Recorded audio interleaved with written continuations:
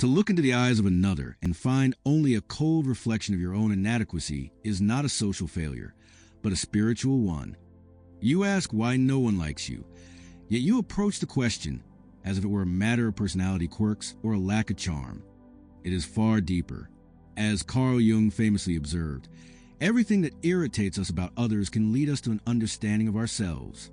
If you find yourself rejected by the world, it is often because you are projecting a shadow that you refuse to acknowledge. You walk into a room carrying a heavy, invisible sack of repressed traits, your envy, your arrogance, your hidden fears, and while you think you are hiding behind a polite smile, others feel the weight of that bag. They are not reacting to who you pretend to be. They are reacting to the parts of yourself you have tried to bury. When you wonder why people recoil, realize they're recoiling from the other within you that you have spent a lifetime ignoring. The reason for your isolation often lies in a lack of individuation, the process of becoming the person you are truly meant to be. When you are not whole, you are a collection of masks. You wear persona, the social mask that Jung described, to please others or to fit in. But the tragedy of the persona is that it is hollow. People do not like masks. They like souls. If you have spent your life trying to be likable, you have effectively made yourself invisible. There is no you for them to connect with. You are a mirror reflecting what you think they want to see, and there is nothing more exhausting or repulsive to human spirit than an encounter with a void. As Jung warned, the most terrifying thing is to accept oneself completely. But until you do, you are a ghost haunting your own life. Ghosts cannot be loved because they have no substance to grasp. Sigmund Freud might suggest that your current social friction is merely a reenactment of old dramas. You may be trapped in a repetition compulsion, unconsciously seeking out rejection because it is a familiar pain that validates your earliest wounds. You sabotage your relationships before they can bloom because, at some level, you believe that being unliked is your natural state. You act in ways that push people away, perhaps through oversensitivity, or perhaps through a defensive coldness, just so you can say, "See, I was right. No one cares." You are using the world to prove your own misery true. By doing this, you deny others the agency to actually know you, turning every potential friend into a mere actor in your personal tragedy. You are not a victim of the world. You are the architect of a fortress that has become your prison. Furthermore, we must consider the inferiority complex, as described by Alfred Adler. If you enter every interaction with a hidden sense of being less than, you will inevitably overcompensate.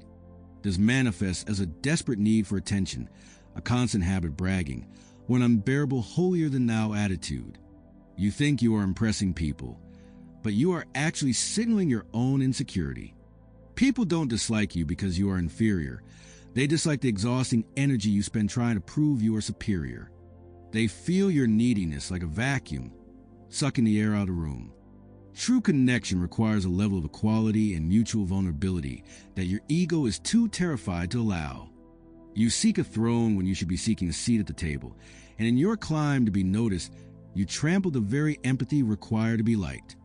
The philosopher and psychologist William James noted that the deepest principle in human nature is the craving to be appreciated. If you find yourself unliked, ask yourself, how much do you truly appreciate others? Often, the person who feels unliked is so hyper-focused on their own social standing, their own anxieties, and their own performance that they fail to actually see the person standing in front of them. You are not listening to hear. You are listening to wait for your turn to speak. This narcissism, even when it is born of shyness, is a wall. You cannot be liked if you are not present. You are so busy guarding your own heart that you have forgotten that others have hearts too. You treat people as NPCs in the game of your life, then wonder why they lack the warmth of companion. Consider the concept of the unlived life. Jung believed that the greatest burden a child must bear is the unlived life of the parents, but the same applies to the individual. If you are not living your own truth, if you are working a job you hate, following values you don't believe in, and stifle your own creative fire, you emit a frequency of resentment. This bitterness leaks out of your pores. You become a dampener on the joy of others. People are drawn to those who are vital, who are in Tao, or who are aligned with their own nature. If you are at war with yourself, you will find yourself at war with the world. No one likes you because you are a battlefield, and most people are simply looking for a home. To be liked, you must first become a person who is hospitable to their own soul. This rejection you feel is actually a profound form of communication from the collective unconscious. It is the universe telling you that your current way of being is unsustainable. Eric from In the Art of Loving argued that love is not a sentiment which can be easily indulged by anyone, regardless of the level of maturity reached by him. Perhaps the reason you feel unloved is that you have not yet developed the capacity to be lovable. Lovableness is not about beauty or wit. It is about the courage to be seen. If you are hiding your true self, you are committing a fraud. When people sense that fraud, they withdraw. They are not rejecting you. They are rejecting the lie you are presenting. The cure for being unliked is not a new personality, but the radical honesty of showing the world your wounds, your failures, and your true face. We must also examine the archetype of the pure eternus, the eternal child. Many who feel unliked are those who refuse to grow up, who demand that the world treat them with the unconditional love of a mother while offering nothing in return. They are sensitive to every slight, but oblivious to the needs of others. This psychological immaturity creates a psychic gravity that repels healthy, mature individuals. As Viktor Frankl noted in The Ruins of the Camps, those who found meaning were those who looked outward to help others. If your gaze is permanently fixed inward on your own loneliness, you are a black hole. To be liked, you must generate light. You must move from the question, why do they not like me, to how can I contribute to the soul of the world? Only in the loss of the self do we find the self that others can finally embrace. Your isolation is a result of a participation mystique that has gone wrong. You are tied to the world in a way that is unconscious and reactive.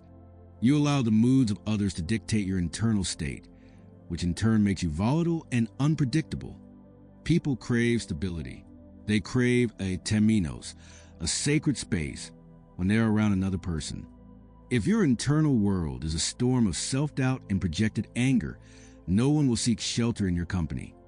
You must cultivate what the Buddhists call equanimity and what Jung called centering. When you become a person who is centered in their own being, you become a magnet. People are not attracted to perfection. They are attracted to the peace that comes from someone who has integrated their shadow and no longer fears the dark. In the end, remember that the meeting of two personalities is like the contact of two chemical substances.